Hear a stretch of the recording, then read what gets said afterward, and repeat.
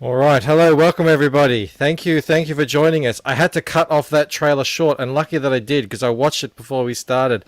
And if you aren't aware, hello, welcome, Drew. By the way, All right, thanks. how Thanks for you having me, going? How Michael. you Yeah. going? Yeah, I don't know if you're aware of this, Drew, but YouTube doesn't like us very much, and they will find any excuse they can Oh, to rip down our streams. We've had a stream taken down. God, it was about 3 weeks ago, where no nudity, but some women had some bosoms, as they tend to do, and there was like a implied shape of a nipple underneath, and we couldn't get the stream back. Now, I noticed on your campaign, the bad guys in your book are 1930s, 1940s type evil people, right, right. and you have their big insignia in your artwork. Oh, okay, okay.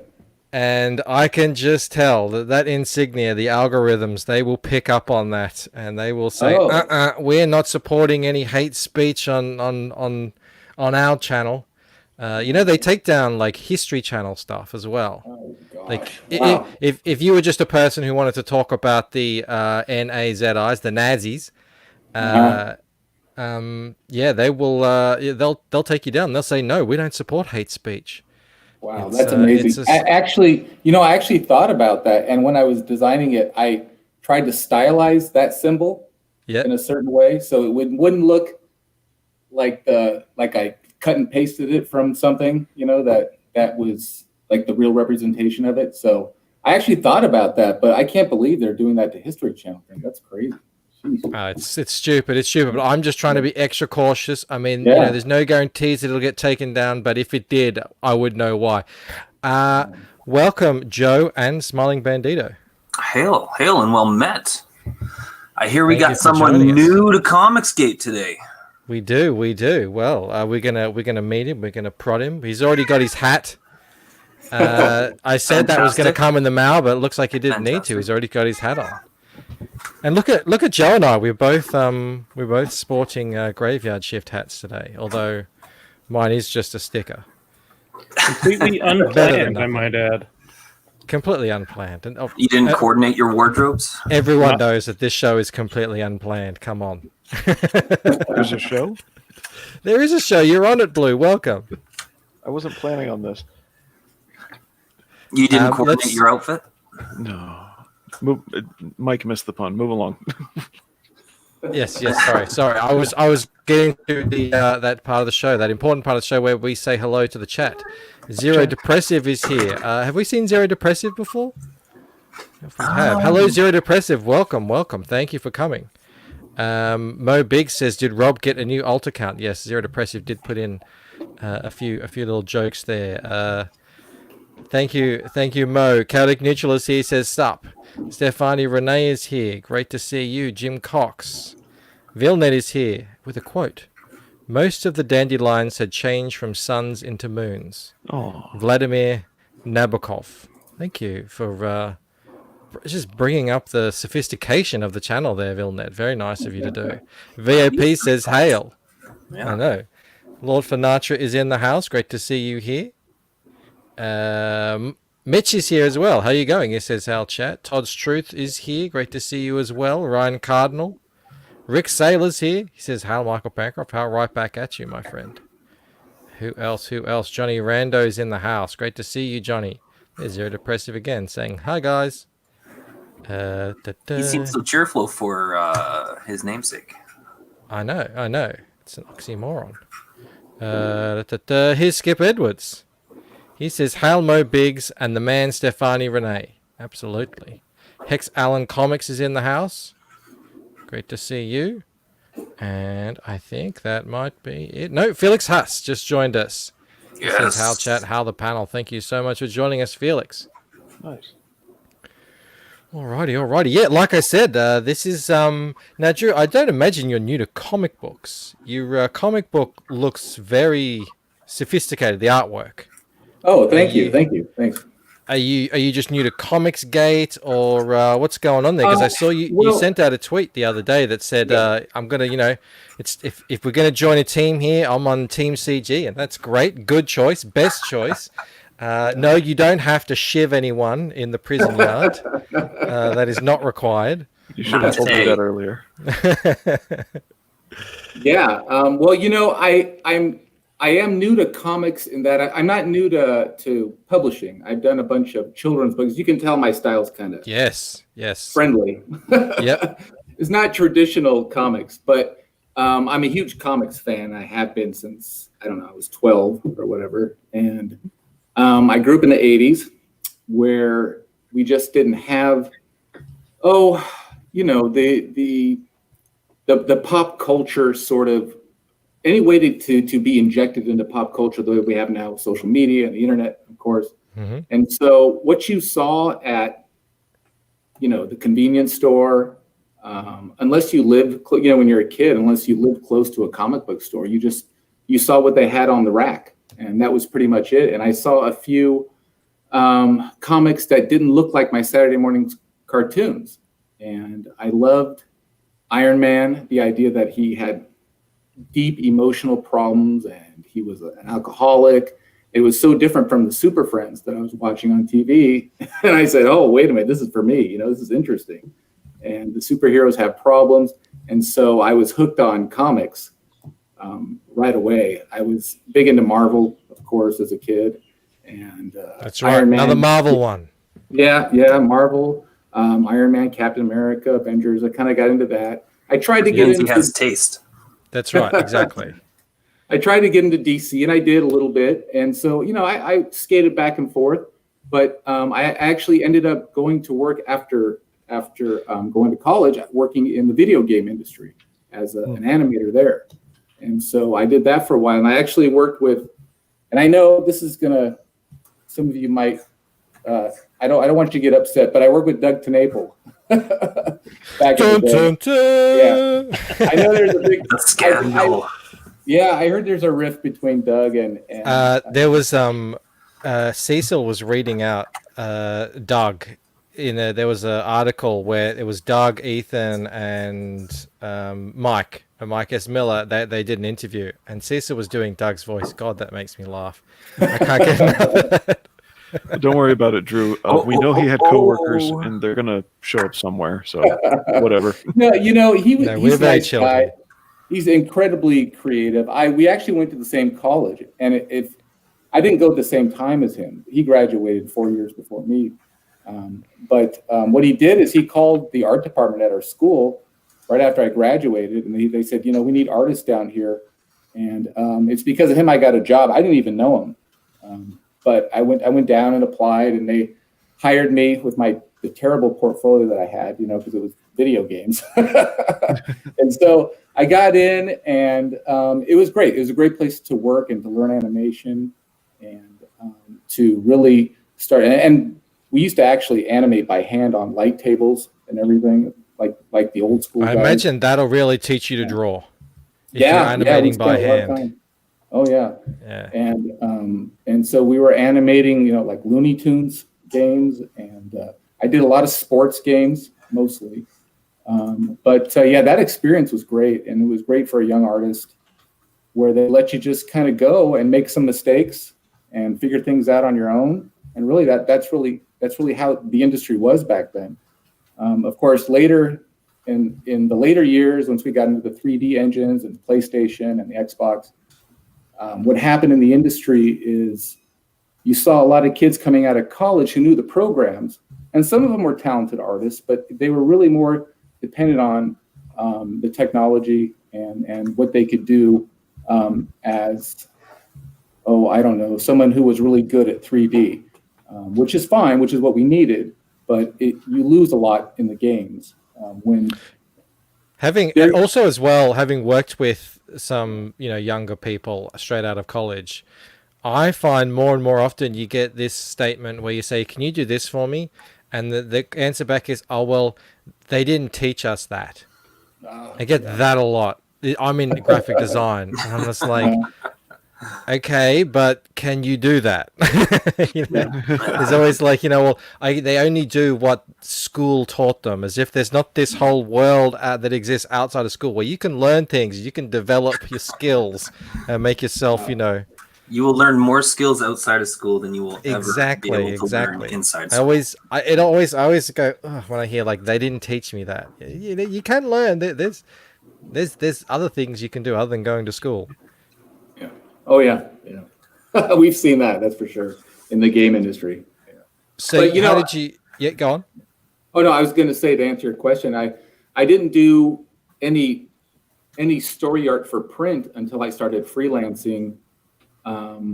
About 10, 11 years ago. I started doing some children's books, like I mentioned, and that went well. I enjoyed doing that, and this new sort of uprising of indie comics was so attractive because I felt like it met all the things that I could do, or at least that I like to do. It is pretty sexy, isn't it? Yeah, definitely. And including, when I was looking at the Indiegogo and the Kickstarter sites and looking at all the campaigns, it was cool to see all the merchandise that people are packaging with their perks and because I've done a bunch of product development with this Disney sculptor guy that was creating products for Disneyland exclusively. And if you're a collector of miniatures, you might know who he is. You guys probably wouldn't know. It's a lot of cutesy kind of Disney stuff. Bob Oshevsky. Well, I do have a daughter and a son, and they're right into that stuff, but I wouldn't know who sculpted them. Yeah. So anyways, but that's the idea. Is I learned product development, and I did a lot of print for publishers, mostly books and various items like that. And then I just finished right before COVID hit. I was doing some comic book inking and penciling for some educational sort of elementary comic books called Beast Academy, and that when COVID hit, I lost that gig. So, but I thought, hey, I'm doing comic books. Why not try this indie thing? And it's the whole indie community has been so good. Everyone's so generous, and everyone's helping each other, and it's so great to see that. Yeah, but that's really how I got into comics is just wanting to be in it because it's something that I've just been so into for so long. So every artist has a style, and usually the style is whatever you get wrong, that's your style. So I noticed there's a lot there to see. There's a lot of style there. So I noticed your campaign, the book on your campaign, Island 19, happens to use a very 1950s Disney style, and I'm wondering, is that a variation for you? Is this how you like to do things usually, or what? Well, actually, it is. It's very specific to the story.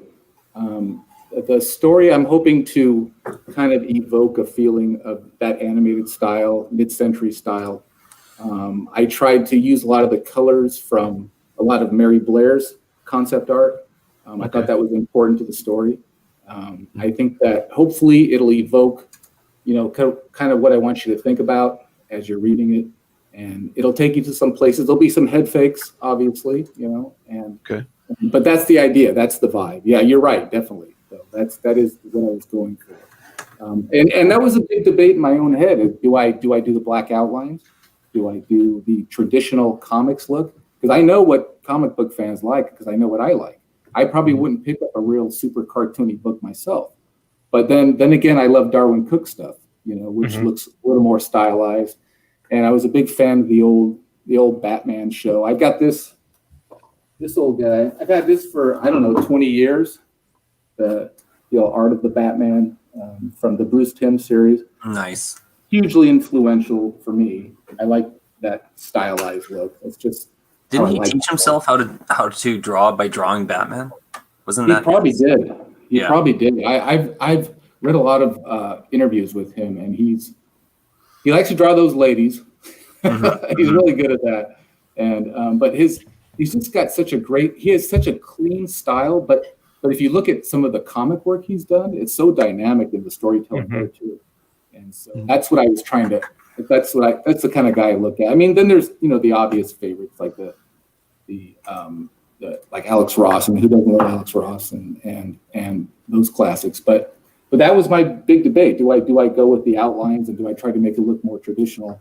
And I thought, well, the whole idea of indie comics is you kind of come with your own thing. And you make it your own, And the whole reason for drawing and illustrating rather than taking pictures of something is to make it in a style. And so I thought, but I mean, and I realized it could hurt a little bit in sales, but I just felt like showing it this way really helped so much with what the story is. And I don't mind talking about what the story is. We've had guys come on who, you know, have a certain art style, and you know, they've kind of shopped it around at conventions and stuff like that to potential publishers or whoever, and had people come back and say, "Oh, sorry, we don't do that style, or that's too 90s, or this is too that, and that's too that," you know, and they're like, "Sorry, you know, there's no room for you in the industry anymore." So, you know, if anything, you're exactly right. Indies is where all this stuff can grow, and it's not like one style is better than the other. It's certain styles are right for certain stories. What a ridiculous thing to say, that there's no room for you in the industry anymore in a planet of, you know, 6 and change billion people, or 7 billion. What are we even at now? And there's no room. Yeah, we're almost at 8 billion. Oh my goodness, that's crazy. There's no room in the industry for your art style. Yeah.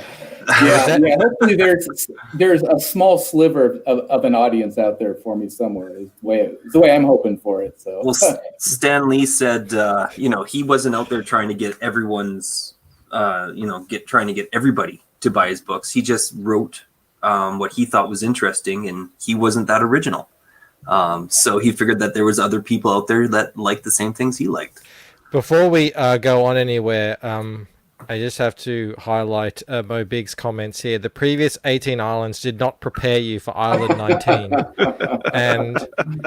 And it's always a good sign when a pilot's name is Crash. Book your flight today.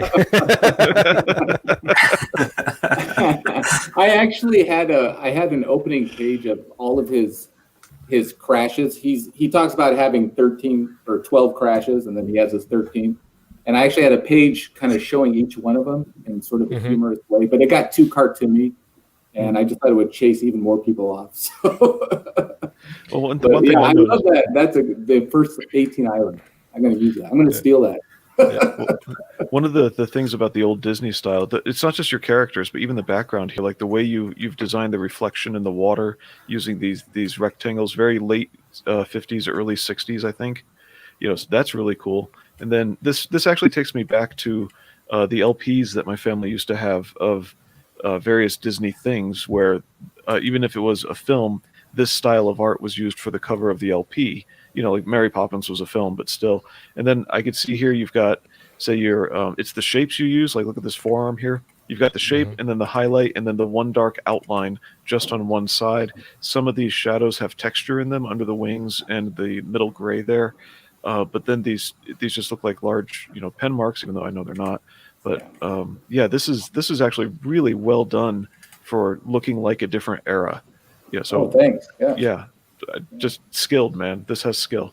Oh, thank you. Yeah, when I saw your tweet, and you know, you were saying you're you know, coming out, you're gonna. I like that we say that. Were you coming out? You're a convert to COMICSGATE or something. Like it's you know, have you told your parents yet, kind of thing. Right. And I clicked on your thing. I was very impressed. I think I'm always saying, you know, there's room for every different style pretty much in indie comics, and you know, we should be embracing that, and especially if it's this good. I'm as well. I like, you know, I get these, even though, you know, obviously I'm not from the ages and ages ago, but you know, we all grew up reading things and looking at things that look like this, so it's really cool to see it you know, brought back to life like this.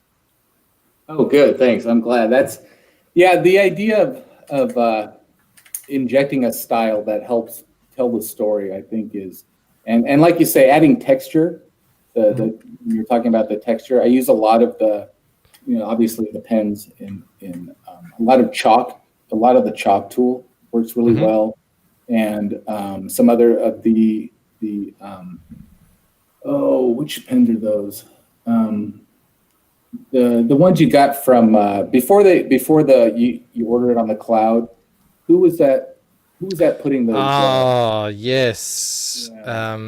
I don't know why I can't think of it right now, because I used to get emails all the time Yeah, you know what I'm talking about. Yeah, if you I ever usually sign have up to those his things. stuff, you keep Yeah. getting email after email for it. Yeah, he's got some great pens or brushes, and so yeah, that's what I use a lot of. Are you And talking about Blick? No, no, no, I no, don't think so. It's funny you should mention that. Hang on, I just want to say that like when I saw your campaign, I also thought of one sec, Blue. I thought of this book, which is one of my kids' favorite book. It's called ah, Barnaby Never Forgets, and it's done in a. I mean, this guy is using yeah, hard lines and things like that, yeah, but he's, doing this a lot of the same kind of coloring. And if I can scroll out and show, I always thought. I remember Ethan was saying that he wanted to do a Cyberfrog comic book, kids book, and yeah. whenever I read this book, I always thought it would look great in this style. Oh yeah, You that's know awesome. this, Yeah, and I looked at it and I thought it was done by real, I don't know, pastels or something like that. But no, I was looking at it and it said it was all done digitally as well. So I was oh really yeah, impressed that the tools, the chalk tools and that stuff are that advanced that they can get something, an end product that looks like that, like it has been colored in by chalk. oh yeah, It's yeah. crazy stuff. That I was looking at a lot of like I said, like I mentioned, the Mary Blair stuff, and her stuff was. It turns out you guys probably have heard this about her, but the old Disney concept artist from the '50s. She did a lot of the Peter Pan and Alice in Wonderland concept art. She had a problem with her vision. She actually had some kind of strange color blindness, where the way she saw things wasn't the way everybody else sees it. It provided like less contrast. So she used more contrast or something in her colors. And it's like nobody knew until she was tested. But it came out in these crazy cool colors that everybody thought, oh, wow, that's awesome. How daring. How would you... and it was a happy accident, I guess. But Do you know if she worked on Fantasia? boy, that would have... Oh, that's a good question. Because that's got there's sequences with some really wild color work in there. Yeah. Oh, yeah, definitely. If she was there, I would imagine she worked on it. I think Fantasia was in the mid 40s, early 40s, or probably after the war.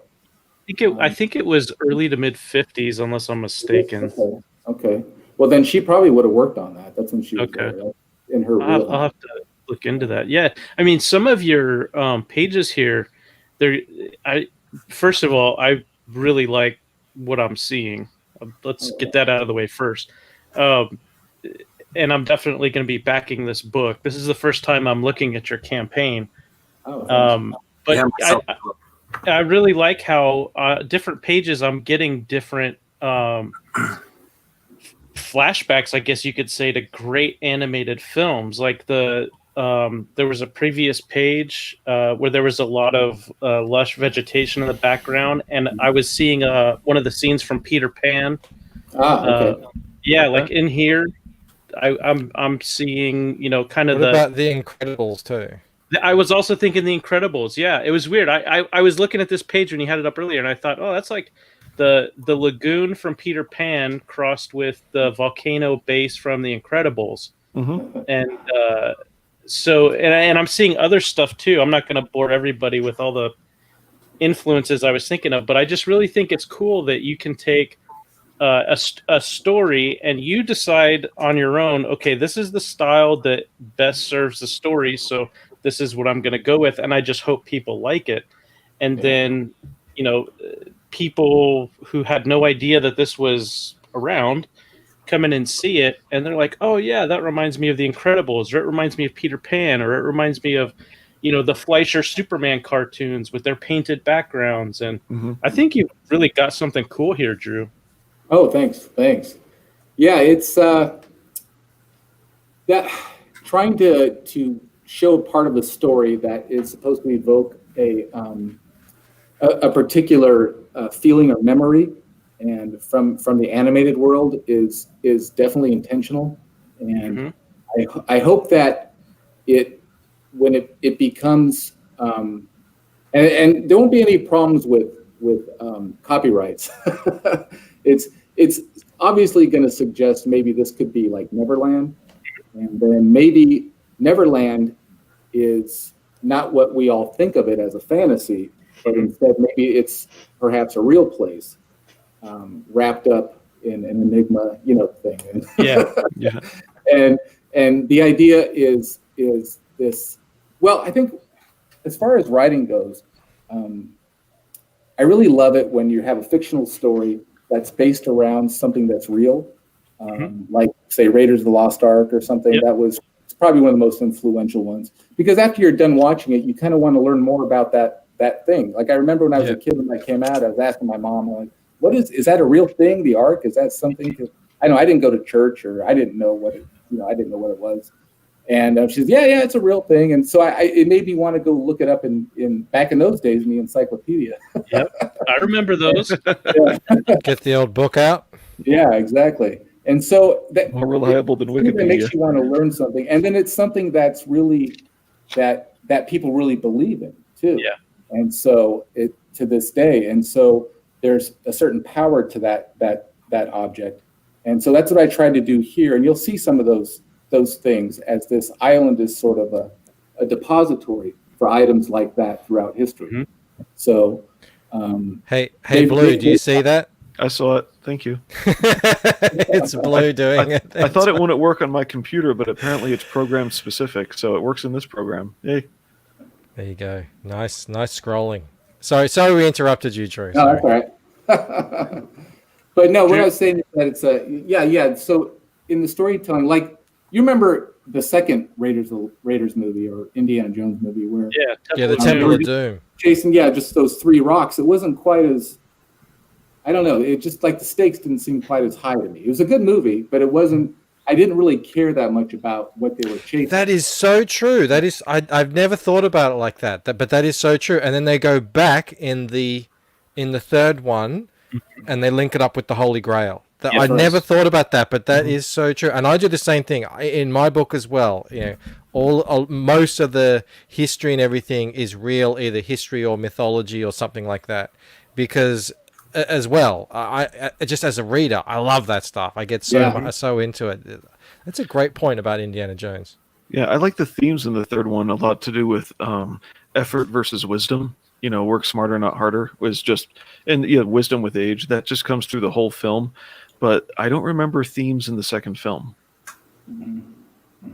It was Indians eat weird things, I think. That's why they got into a lot of trouble, and they find it hard to put it up on streaming services or something. Yeah, rip your heart out. Yeah, got it.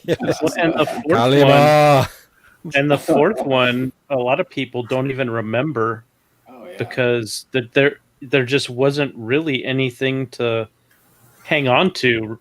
I remember ants. Oh yeah, that was awful. And I remember, wow, these people can't die. It was like nothing that happened to them could kill them. Yep. If it's in the middle of the night and I trip over the vacuum cleaner cable and hit the floor, it wakes the whole house up. That's it for me for the night. Oh my God, these guys are freaking, swinging through the trees. They're getting thrown off all sorts of things. Doesn't Indiana Jones get blown up by a nuclear bomb at one point? Yeah. He's in a fridge. way to make the stakes really, really high there. Stefani Renee knows what I'm talking about. I remember that movie, freaking Temple of Doom. That wrecked me when I was a kid. I was not old enough to see it, and that heart rough coming stuff. out. A lot of kids didn't like that. So I know we're not supposed to go straight to the when we're doing get to know you. We usually don't go straight to the campaign like this. So before we get into other campaign details, is this what is your usual art style that you like to use? What's it look more like? Well, obviously it depends on the project, and like the last few projects I did were some. I was trying to match up somebody else's style for a comic book I was doing, that educational comic book, Beast Academy. They kind of handled it like animation, so you had a real strict model you had to follow, character models. And so but before that, I was doing a lot of stuff for, little kids. Like I did some stuff for like 4, 5, and 6-year-olds. Of course, that'll look different than the stuff for the 7 and 8-year-old crowd. I have a real varied crowd there, but so it gets a little different from place to place. When I was doing stuff for the product development, we were drawing some Disney characters and stuff that we would put on the product, and so I got to do some of that. So it's really, for me, it's been matching up whatever the client needs. Really, is what it comes down to. But what I'd like to do is what you see here. Oops, sorry. I tried to mix a friendly style with a comic style and try to kind of mash the two together. It definitely leans on the more friendly. I guess. And is this an all ages book? I mean, it looks like it. Yeah, but if it was it's got a movie, Nazis in it. It'd be rated PG, I think. Okay. There's some violence in it. Some comic booky violence. Kids don't care about violence. I found. Yeah, that they out. like. They can watch anything. Yeah. I noticed it changes a bit. I'm going to go quick here. There are some early Marvel type pages. Like here, it looks like. Whoops, I got to hold that mouse carefully. Here, it looks like we get a little bit of narration, not a big deal, but then there's some action. There's some little interactive pages like this, and then we get pages like that. That reminds me of very early Spider-Man. The dialogue. Yeah. A lot of dialogue. A lot of dialogue, conversation. yeah. But in a good way, at least you're keeping it to one page. So that helps. Yeah, and actually, when I do the print, the bubbles won't be that big. The text won't be that big. It's just because the low res. You guys have probably seen this. Yeah. When you post it, you lose a lot, and the resolution just gets chewed up. So. Yeah, the standard upload width in Indiegogo is something like 635 pixels or something like that. It's ridiculous. What a weird number. And so you'll see a little more of the art in the print, actually. So cool. But this also gets things accomplished in the story. The characters interact, and then it's honestly, it's better than dragging this out for 20 pages. So doing it in 2. Definitely too much exposition, and then the colored bubbles also makes it easier to tell who's talking, obviously. And so I just designated a color to a few of the characters when they talk because they have so much dialogue. I think we nailed this already, so forgive me if I'm going back. This isn't necessarily a Disney style that, like we talked about. We just named them because they're the most obvious. It was really for the time. But what did you grow up on cartoon-wise? Wow. Well, like I said, a lot of the Saturday morning cartoons were, for me, a lot of any kind of superhero thing I could find. I was big into. So it was stuff like, Super Friends. But then it was also like the funny stuff, the Warner Brothers Looney Tunes. That was good for me because that was before they edited them all, and they edited out all of like Bob Clampett's suicide shots, and we saw all that stuff when I was a kid. Yeah, and it was crazy. They got rid of like the racial stuff, I've got some of that old stuff. Well, I had it on VHS, and I remember seeing it for the first time, and I was like, even back then, it would have been in the early 90s or something. It's like, wow, this is really weird. Yeah. It's weird that they made it like this. Yeah, and it wasn't even that funny. That was the problem, Yeah, no, the racial stuff wasn't funny at all. Funny. By the way, this panel with the island in it, I like that. That's a nice panel. Okay. It looks like Neverland. Yeah, or it looks like Monkey Island. One or the other. Oh, Monkey Island, that takes me back. So why don't you tell us a little bit about Island 19 itself, the actual story. What's going on in this book? Okay. Well, what you see, I talked about basing an element or maybe a MacGuffin or something on a real item. And so, but what I did is I took a real event, and that's the disappearance of Flight 19 that really happened back in 1945. Obviously, I changed the names of the characters and everything. And so I started with a true story, or true events, I guess is probably a better way to put it. Mm-hmm. And so we kick off from there, and we say, okay, well, what happened to these guys, to these airmen? Where did they end up? Where did they go? And of course, everybody loves the Bermuda Triangle. I do. I mean, it's fascinating for me. I love Bermuda Triangle. I hope there's like a Bigfoot out there somewhere. I hope there's aliens. I mean, all this stuff, you know, it'd be great if this stuff was true, right? If we finally get some proof. Absolutely. I don't know if I believe it yet until I see it, you know, but it'd be cool if it was. So Bermuda Triangle, yeah. It stokes the imagination, you know, what's happening there. I read up on the actual disappearance, and when these six planes that went missing, they went missing on the same day. The same day they sent out a search plane for them that also went missing, a larger plane, and they have no idea what happened.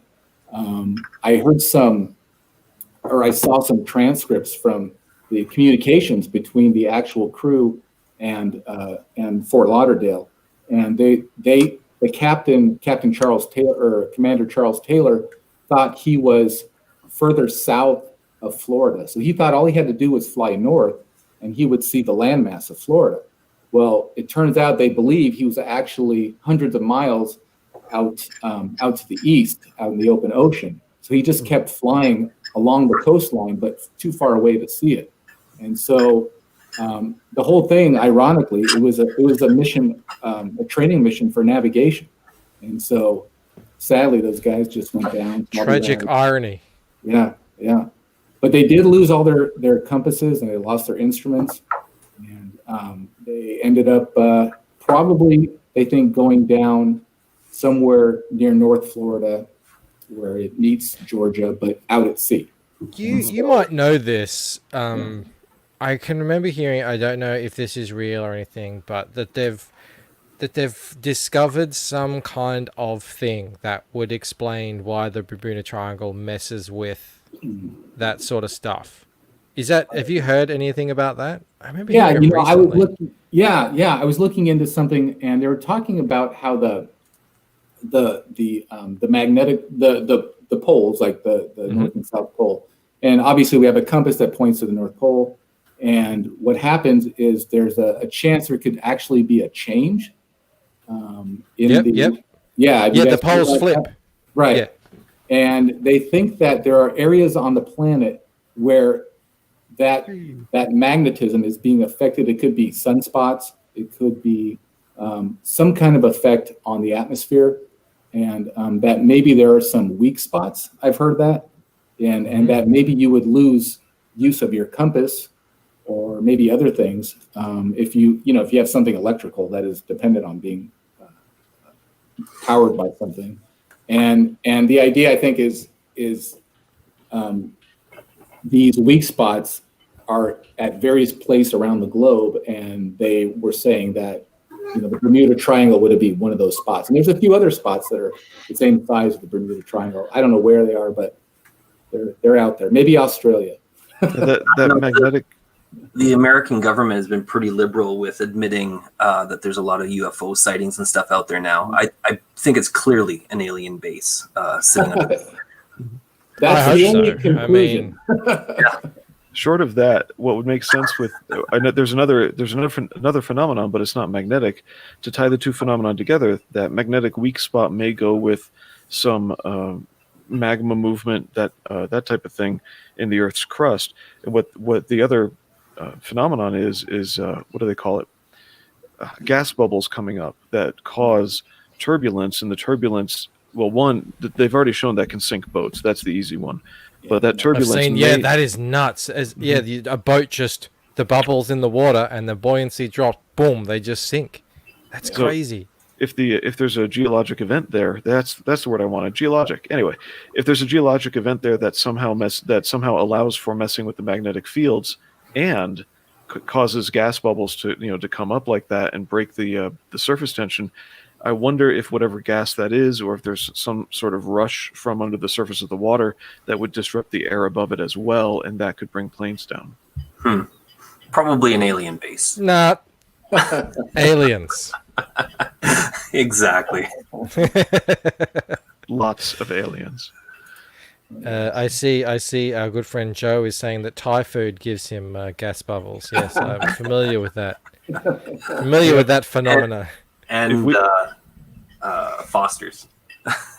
Oh, don't remind me. That's not food, though. That's in a class all by itself. We had a. I think we had the case. It's a alien Foster's plant under the water. We had a night the other week, Drew, where we all got together and we drank Foster's, and Joe, being the trooper that he is, thought he'd get 2 big cans, massive ones like that, and he just downed the second one, and he was out for the count. It is not a nice tasting beer. Let me just say it like that. I went on a 72-hour trip, the likes of which I had never been on before and will never go on again. I like Joe's comment here. Geologic event in my toilet every morning. Well, it's good to hear that you're so regular, Joe. There's the Well Bermuda done. Triangle right there. Huh? No one's willing to go investigate that.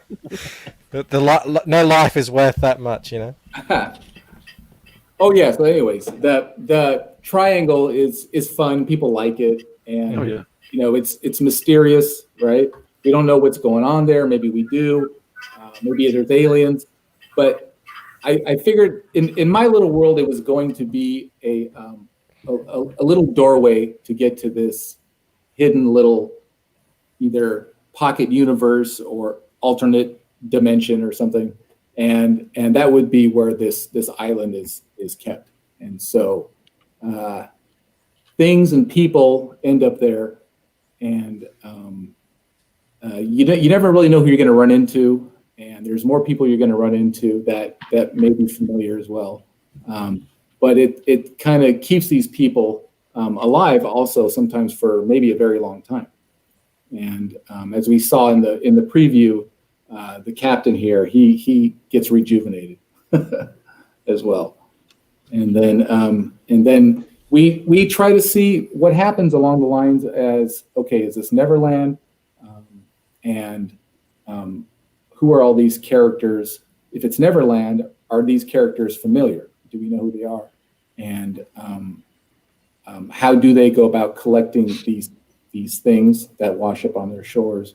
And how did this one group get to the island of bad guys, right? And so they're unraveling a little bit of the mystery, and then hopefully there'll be a few surprises. And we find out that there's some, maybe even a supernatural struggle going on as well. And that all kind of lends itself back to that whole idea of Indiana Jones and having something that people really believe in to be sort of at the core of some of this story as well. This page reminds me of 1960s films.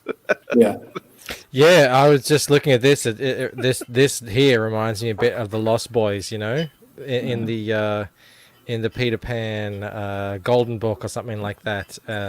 Some hockey mentioned Lost. I was thinking that as well. Lost, Neverland. The Lost Boys. There's some. Well, it's those fun 1960s films like. Was it Beach Blanket Bingo type films? There's always a musical number in the middle of them, Yeah. So this looks like it's a lot of fun, but you said it's more of a PG-13 book, so it's not kids and it's not all ages. There'll be enough violence, the bad guys are doing some experimenting on some of their captives, and what they have to do though in order to get their experiments to work, I'll just put it that way, is they have to use some of what's on the island.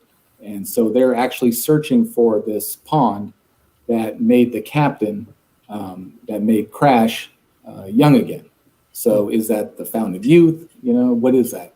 And so the idea is that they're searching for the things that the natives already know about, and that the new guy, the captain, is just learning about. And so it's kind of try to keep it mysterious, but they'll get some help on the island to fight these bad guys. And that's another question. How did the bad guys get there? How do they know about it? And so that's another question that gets answered. That's kind of fun as well. Cool. Yeah.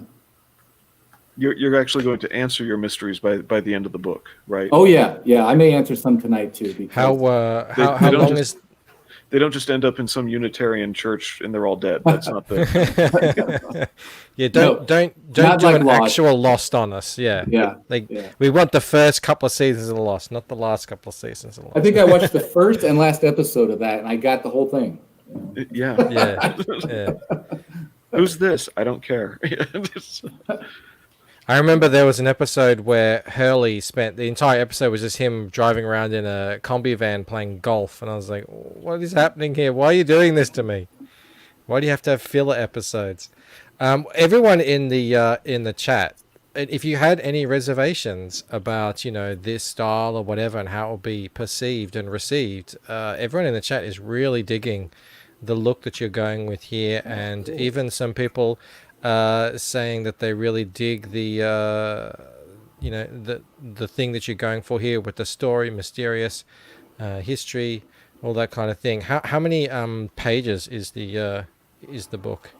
Well, I'm shooting for 100. It may only make it to 90. It depends on, like, everybody who gets to the island has a little bit of a backstory that is important to the whole story. Yeah. And so I could show it, or I could have them talk about it. I'm hoping to show it. Obviously, that's what comics are for. And so it depends on funding, and if we get to the goals and if I can do that, and if I can get it done on time, which I'm not too worried about. I'm a freelancer. That's how I get paid. I don't get paid unless I finish. So, so I'm used to that. But the idea is to do as many pages as possible. I'm thinking, I'm really hoping for that 100 pages, just as a goal I'm trying to hit. And there's a lot I could put in there with really every group's background and how they got there. So that will be helpful to the main story as well, I think. We have a question in the chat and a super chat at that. What's Ron, guys? What's Ron? R-O-N. Romanian, maybe? Romanian something. No, doesn't Romania in the EU? It isn't? I didn't Anyway, think so. thank you for the 25 Ron, Zero Depressive. Thank you very much. And he asks, what's Drew's opinion of the female form in comics? Well, I'm in favor of it. I like it. Yeah. Was this? I'm sorry. I jumped in too soon. There's a sexy gal definitely in it who comes along later. She doesn't always look that way, but she'll, a lot like the captain, she may undergo a transformation as well. And see, you notice that he says that when he changes, he says, "I'm not just young again, I'm better than I was." And so it's like, they're not super powered, but they're as good as you can get, pretty much. This looks really familiar from your Twitter profile. Yeah. Yeah. Wonder if you're in this book. Anyway. That's you with hair. I wish I could find that pawn, let me tell you. Yeah. Yeah. You got some really interesting characters going on here. I'm just looking at the cover of like the video and that, and some of the images that you have here. I see you talking about the blonde girl. That must be the super attractive girl that's going to be there later on. And I see some sort of pirate guy thing happening. A gargoyle. You got zombie Hitler, zombie Frankenstein Hitler, right? And you got, obviously the Nazis are going to be a big part of this. I don't know. You're drawing from a lot of sources here. It looks like it's got me interested. Oh, good. And the Hitler thing is, it actually started as just a bit of a gag, because I just wanted to put his head in a jar. There's a scene in here in the preview where his head's in a jar, and Heinrich Himmler, who's just gone completely batty by this time, because they escaped Germany on this submarine and at the end of the war. And is it where the Nazis are trying to find this pool that he falls into? Yeah. Okay. And among other things on the island, that they've heard Yes. about. And so there's All a the reason that treasures are on Bermuda. yeah, definitely. And so the items of antiquity, I call them, or the wonderful things, Oh, okay. are there. Yeah. And so, and this doctor, this bald guy, he knows where they are for some reason. And his backstory will be interesting in how he knows about this. And so he's actually kind of pulling the strings behind the whole Third Reich. And he alludes to the fact that he was controlling the whole, march on Poland, to trying to take over Europe, to basically be a giant head fake, because the real prize, as he mentions here, is the United States. And so we get into a little bit of history, and that showing a little bit of the importance of what happened to the New World Order after World War II, and why it's important the way things ended up the way they did, and how this character is aware of that, and how he wants to try to stop it before it becomes what it becomes. And so that's part of his plan. Is it's a little deeper than just twirling his mustache or whatever the bad guy did. Yeah. So as a writer, what would you say the major themes are that you end up hitting on in this book? Well, I think that ultimately each of these characters, I thought it was really important I thought if I could do the 100 pages, I could really work on the development of the characters and their arcs, and that the themes for them is that they each all come to a place in their journey in this story where they realize that they're in control and they get to make decisions for themselves, and that what they do has consequences. And I think that's important in their development, rather than kind of sitting back and letting things happen to them.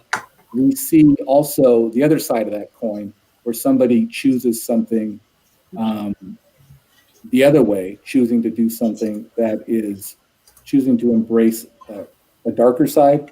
And so those kinds of themes I think are very personal. So when you're telling the story, there's obviously the big arc of the story where we have a beginning and a middle and an end, and like when the guy's island, and then when he meets new people, and then eventually they're going to go into the base, and they're going to launch an attack.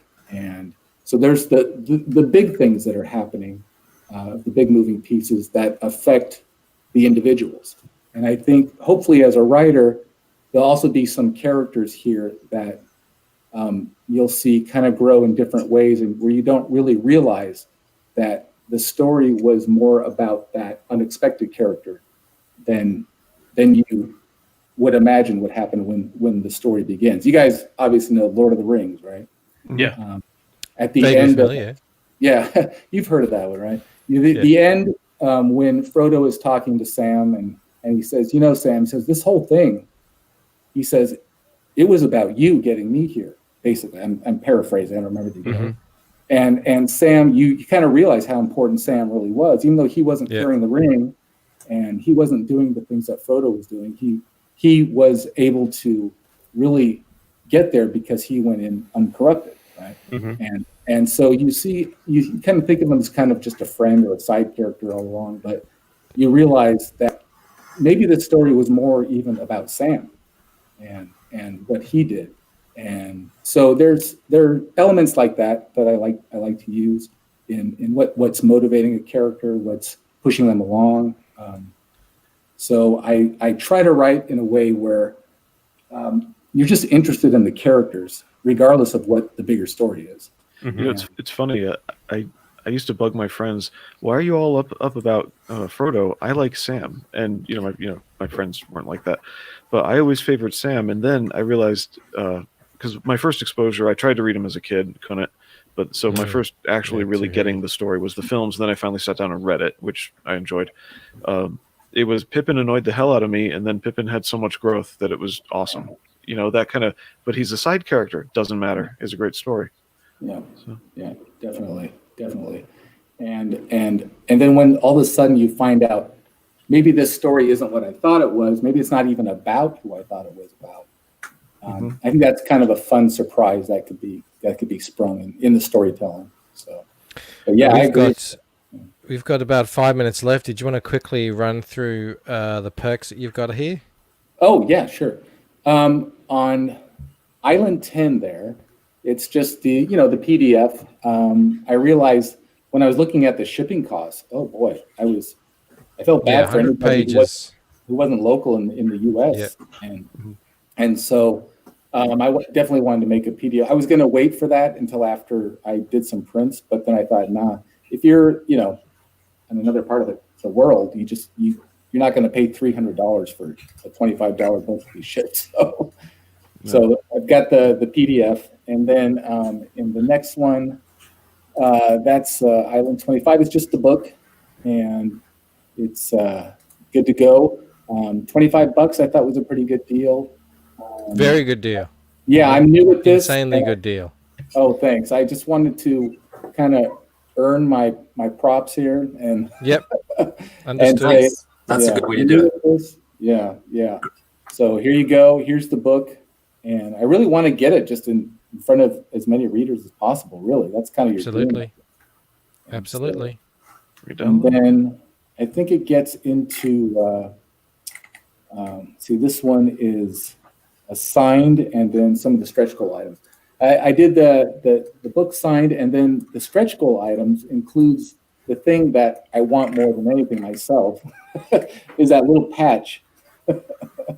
Yeah, right. Yeah. And stickers for me are kind of the big things. And then I was a big baseball card fan when I was a kid, so the trading cards are a must too. So you're a man after Blue's heart. Yeah. I end up just throwing them in a cupboard. Sometimes on the floor. I have pages for them, so see what we got next. So then some stretch goals only apply to the 25, or will apply to the 25, but not all, and then other stretch goals will apply in here, it looks like. Yeah, I split them in half basically to hopefully encourage the big spenders, the big boys. Say, hey, I believe in this thing. Let's get to that next level, and so hopefully we'll get to those.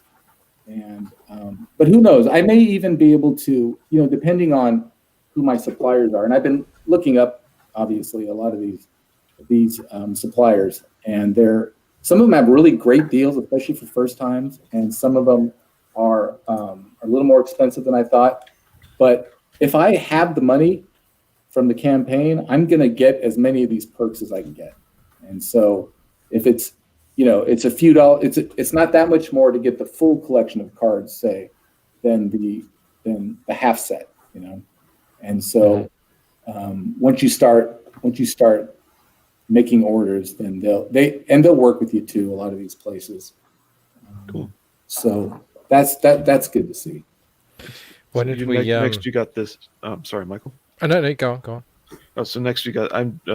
I'm trying to hurry for Michael. I don't know why, but anyway, it looks like this next one. I'm enjoying this. I'm just leaning back. Two different. You got two. Great. I'm a little large here. See if we can shrink that. You got two different covers, and there we go. It looks like two different covers, and the stretch goal items is your next one, and then that's similar to the top one at 100 is both covers, the stretch goals, and then even some extras and a name in the book. Correct? Yeah. Right. Thank you. Yep. Dang. And yeah. You nailed it, Blue. Yeah, you've you put a lot of stuff in there for that price. It's very generous of you. Very generous indeed. I think now that you're in COMICSGATE, we'll let you in on a little secret. Sure. The crowd here is more than willing to pay for quality and support, independent creators who are out there wanting to, put out good work and good stuff and all this stuff. But this is a very generous offering, and anyone who's interested should definitely consider taking that up. Do you want to scroll up, Blue, if you can, and let's see if we let's refresh this. If we had a bump. I don't know where you started the show, and I refreshed in the middle, so we'll see. Yes, see how we go. One bump. Nice, Hey, nice, good. Awesome. Thank you. It continues. Yes. VIP says, "All hail the new guy." Absolutely. It's very cool to have you here, and you're a cool guy. You're doing a cool book. I really like the look of it. We need all the different kinds of books that that we can get. Hey, I saw who did I see in here? Camel Moon. He said this crowd What's he doesn't doing here? even care if you have a comic. Camel Moon accused Or me if you of spell plagiarism. comic. I know. Camel Moon accused me of plagiarism earlier because I allegedly stole one of his lines in a tweet. And to Camel Moon, I have this to say to you. I have 2 guns, one for each of you.